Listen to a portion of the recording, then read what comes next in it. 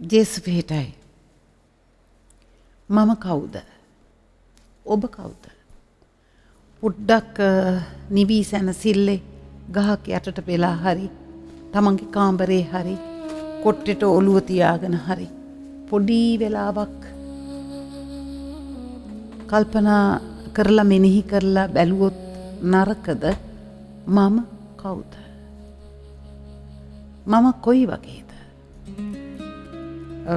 එක පැත්තකින් කල්පනා කරලා බැලුවොත් ඇයි මම ජීවත් වෙන්නේ? මේ විවිධ විදිහට මට මං ගැන මෙනෙහි කරගන්න පුළුවන්. ඒ මෙනෙහි කිරීම ඉතා වැදගත්.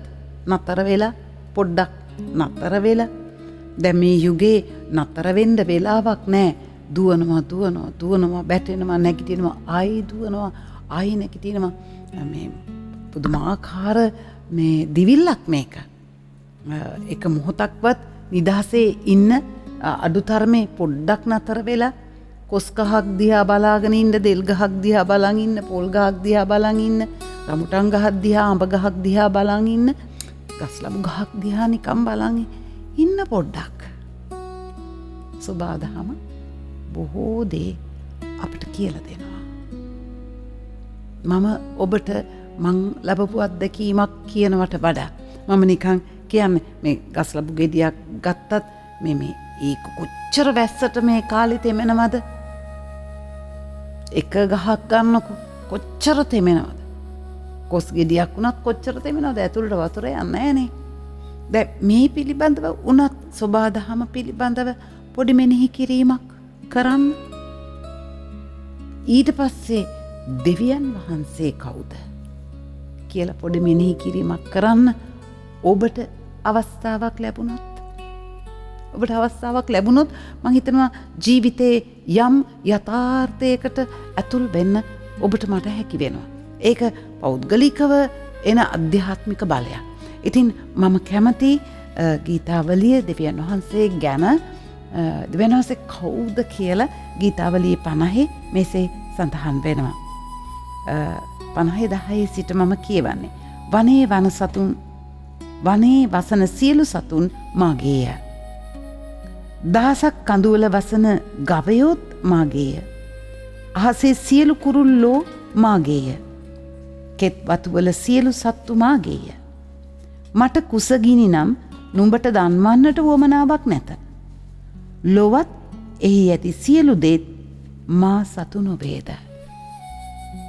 ලොවත් ලොවේ ඇති සියලු දේත් මා සතු නොවේද? ඒ නිසා තමයි අපි විශ්වාස ලක්ෂණයේදී කියන්නේ අහස පොළව මැව් සම්විධානන් වහන්සේ කෙරෙහි මම විශ්වාස කරමි. කොතෙක් දුරට අපි ඒ පළවෙනි වගන්තිය වුණත් අහස පොළව මැව් යාඥාවේ විශ්වාස ලක්ෂණේ පළවෙනි වගන්තිය වුණත් අපි කොතෙක් දුරට විශ්වාස කරනවද? උන්වහන්සේ කියනවා මේ ඔක්කොම මගේ.